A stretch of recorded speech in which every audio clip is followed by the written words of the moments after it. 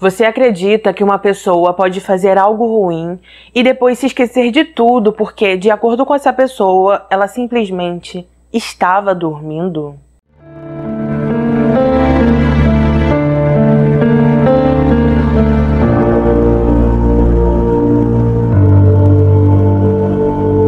Conheçam Yarmila. Ela nasceu no dia 5 de fevereiro de 1955. Ela era uma mulher de 41 anos que vivia com seu marido e seus 2 filhos em Phoenix, Arizona. Yarmila era conhecida por ser uma pessoa gentil, carinhosa. Ela cuidava de seus filhos como ninguém. Ela não trabalhava fora de casa. Ela ficava somente fazendo suas tarefas, cuidando de seus filhos. E por isso ela era conhecida por ser uma ótima dona de casa. De acordo com amigos do casal, tanto ela quanto seu marido Scott se amavam muito. Em uma entrevista recente, Michael, um dos filhos do casal, disse que ele cresceu em um lar carinhoso, que seus pais eram amorosos, atenciosos, que ele nunca viu o pai levantando a voz para a mãe e nunca viu os dois se desentenderem. Michael disse que o pai dele cuidava muito da família, que ele trabalhava demais e que a mãe dele era o tipo de pessoa que, sempre quando ele chegava em casa do colégio, ela sempre estava ali para cuidar dele e de seu irmão. Yarmila e Scott se conheceram no ensino médio. Assim que se conheceram, eles logo começaram a namorar. Os dois vieram de uma base familiar bem parecida, porque as duas famílias eram religiosas, eles cresceram em um ambiente católico, eles gostavam muito da religião. Porém, após um tempo, eu acho que foi antes deles se casarem, eles entraram na igreja de Jesus Cristo dos Santos dos Últimos Dias e ali eles se encontraram, eles se conectaram com todos e passaram a fazer parte de toda aquela comunidade. Todas as pessoas que conheciam o casal disseram que eles eram unidos. Às vezes, quando Yarmila estava com suas amigas da igreja, elas perguntavam: Scott não tem nada de errado? Pode falar alguma coisa que ele faz, não tem problema. E Yarmila dizia: não, ele é um cara legal sim. No dia 17 de janeiro de 1997, a polícia recebeu uma ligação por volta das 10 da noite. A pessoa que ligou era um vizinho de Yarmila e Scott. Assim que ele começou a conversar, ele disse que estava escutando alguns barulhos estranhos vindo da casa do casal e que ele tinha visto algo suspeito próximo à piscina. Os policiais foram imediatamente até lá. Assim que chegaram, eles foram até a piscina e assim que chegaram ali, eles encontraram Yarmila no local. Eles a retiraram da piscina, observaram ela, viram que ela estava sem vida e, além disso, eles perceberam também que alguém a esfaqueou. As autoridades começaram a olhar por toda a casa à procura de Scott. De acordo com a ligação do vizinho que eles receberam, ele disse que viu Scott e Yarmila próximo à piscina e que também viu o momento em que Scott a colocou ali. Eles então foram até a sala. Assim que chegaram ao local, eles viram Scott descendo as escadas de pijama como se nada estivesse acontecendo. Scott perguntou o que eles estavam fazendo ali. O policial pediu para ele parar. Perguntou para ele, além dele, quem mais estava na casa. E então Scott disse que na casa estavam ele, seus 2 filhos e sua esposa. O policial se aproximou de Scott, o prendeu. Scott ficou perguntando para ele o que estava acontecendo. Ele disse que não estava entendendo nada daquilo. Então o policial falou para ele que tinha encontrado Yarmila, falou exatamente tudo que eles tinham visto. E Scott entrou em negação e continuou dizendo que ele não tinha ideia do que aquele homem estava dizendo. Enquanto estava indo para a delegacia, um dos oficiais foi até o quarto dos meninos. Ele acordou os 2. Eu não sei exatamente qual era a idade de um deles, só se fala da idade de Michael, que era 12 anos. Mas se diz que eles falaram, assim, a verdade nua e crua, contaram exatamente o que estava acontecendo e levaram os meninos para outro local, já que a casa seria fechada e analisada. Michael, em uma entrevista, disse que ele foi dormir aquela noite como um menino de 12 anos feliz e acordou sem ter ideia do que estava acontecendo, porque aquilo não fazia sentido algum. Scott começou a ser interrogado. A cada pergunta que o investigador fazia, ele dizia que não sabia de nada, que ele amava muito sua esposa e não tinha razão alguma para ele fazer algo assim. Ele falou das coisas que aconteceram em dias anteriores e disse que no dia 16 de janeiro de 1997, ele e Yarmila acordaram por volta das 3 da manhã, porque os dois escutaram barulho na casa. Ele rodou toda a casa, olhou o quintal, não viu nada em comum. E após isso, ele voltou para o quarto, deitou na cama junto com ela e tentou dormir. Segundo Scott, ele não conseguiu dormir bem aquela noite. No dia seguinte, ele trabalhou o dia inteiro, ele trabalhava como engenheiro elétrico. Ele falou que ao final do dia ele voltou para casa, jantou com sua família e que após isso ele começou a fazer algumas aulas porque ele dava aula de educação religiosa para as pessoas de sua igreja. Scott disse que ele dava aula todos os dias bem cedo antes de ir para o trabalho para os alunos de sua igreja.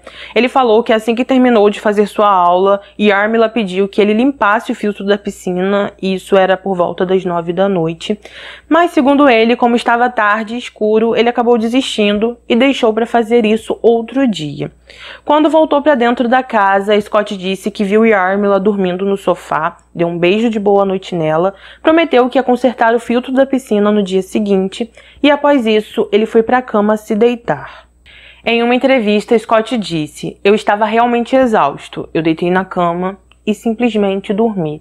Ele falou que isso foi por volta das 9h30 a 10 horas da noite e falou que a última coisa que ele se lembra é de estar na escada e ser abordado pelo oficial. O investigador que ouviu toda a história disse que não acreditou em nada e ele falou que a única coisa que acreditou foi quando perguntou o nome dele e ele disse que se chamava Scott.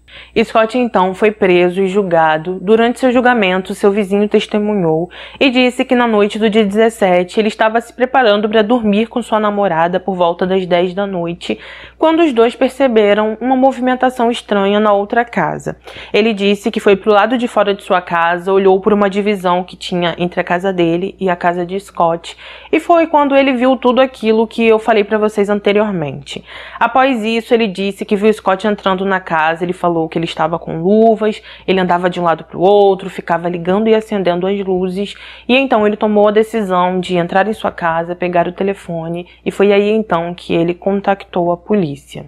No início, os promotores alegaram que Scott deveria pegar a pena capital porque, de acordo com eles, ele estava lúcido e sabia exatamente o que estava acontecendo. Só que os advogados de Scott basearam toda a defesa dizendo que ele teve um episódio de sonambulismo e que, aliás, aquela nem era a primeira vez que algo assim tinha acontecido, porque, de acordo com a mãe e com a irmã de Scott, ele teve alguns episódios de sonambulismo em sua infância e sua adolescência. A mãe de Scott disse que quando ele tinha entre 15 e 16 anos, ela várias vezes encontrou ele à meia-noite parado na porta de casa, vestido com a roupa do colégio. E quando ela falava para ele no dia seguinte por que ele estava fazendo aquilo, ele simplesmente não lembrava.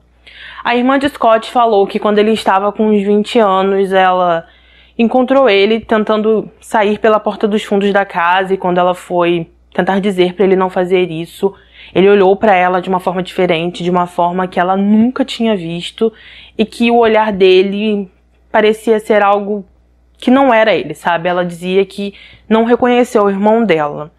Elas disseram que essas coisas aconteciam quando ele estava com muita coisa para fazer, quando ele tinha muito trabalho do colégio, ou quando ele estava organizando o casamento com Yarmila também. Acontecia muito isso, de acordo com elas. Com isso, os advogados de defesa disseram que Scott estava estressado por excesso de trabalho, eles disseram que ele não estava dormindo bem e que por isso, com certeza, ele teve esse episódio de sonambulismo. A defesa também chamou 2 dos companheiros de cela de Scott para depor.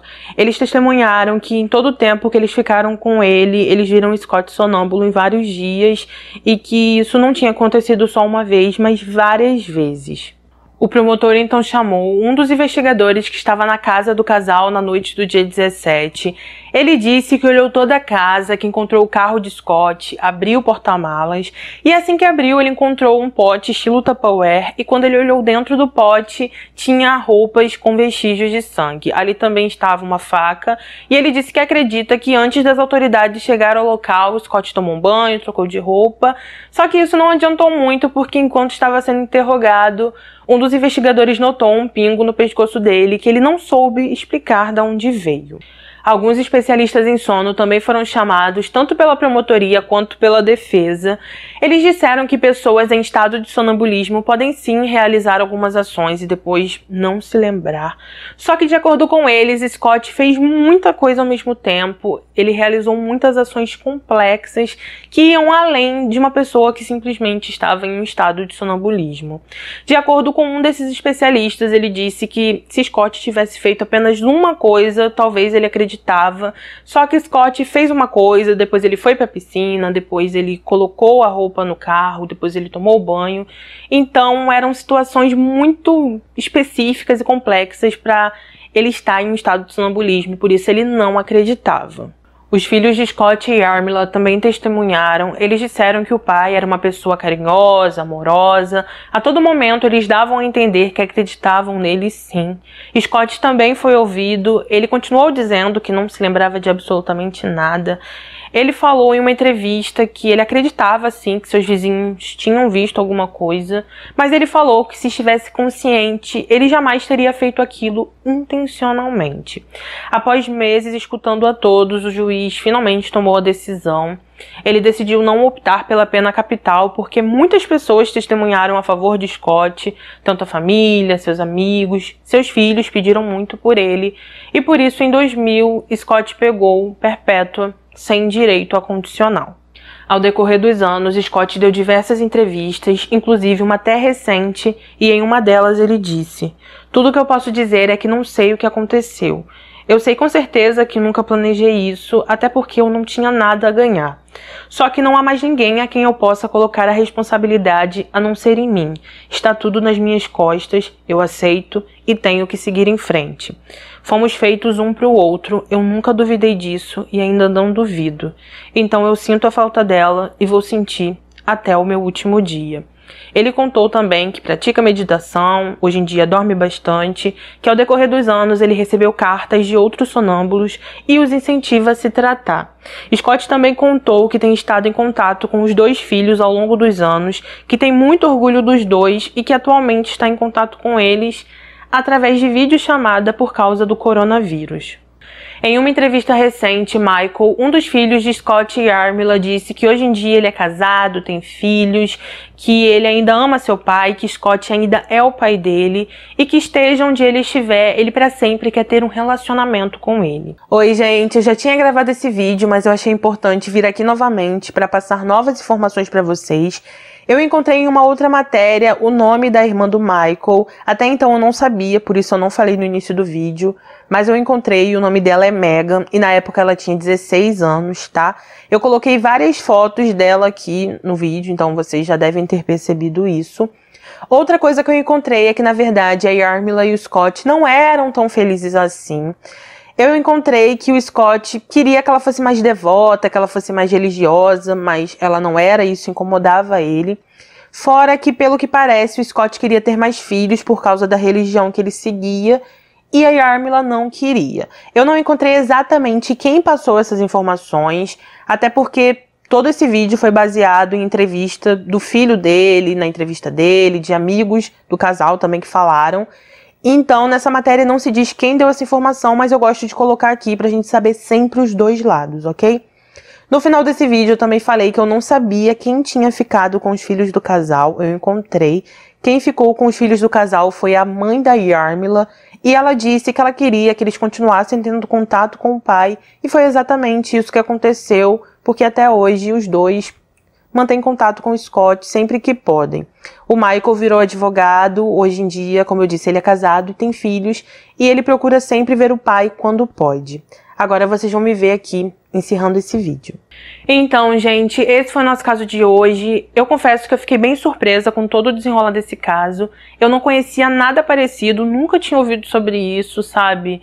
Então, deixa aqui nos comentários o que você achou, se você já conhecia, se você não conhecia. Coloca aqui sua opinião, se você acredita nessa teoria do sonambulismo, se você não acredita. Eu vou estar lendo todos os comentários, vou responder o máximo que eu conseguir. Também gostaria de te pedir para você, por favor, não se esquecer do like. Eu já não falo sobre isso no início, para não atrapalhar o entendimento de vocês.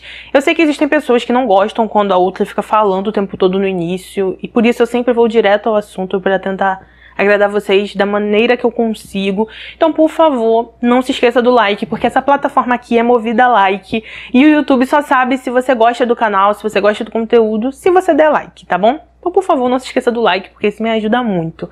Muitas pessoas me perguntam, Maritza, como eu posso te ajudar? Eu não posso ser membro. Gente, como você pode me ajudar? Você pode me ajudar dando like, comentando, compartilhando o vídeo nas suas redes, para que outras pessoas conheçam o meu trabalho e venham pra cá também. Então, faça isso que você já vai estar me ajudando muito. Ah, e também assistindo a playlist de apoio que eu sempre coloco aqui nos comentários. Se puder, também assista a playlist de apoio, porque isso também me ajuda muito, tá? Te agradeço demais se você chegou até aqui. Não se esqueça de se inscrever no meu canal se você não é inscrito. Pra quem é inscrito, dá uma olhadinha pra ver se você continua inscrito no canal. Compartilhe o vídeo nas suas redes sociais. E lembrando que temos vídeos aqui toda segunda, quarta e sexta. E em breve teremos um próximo vídeo sim.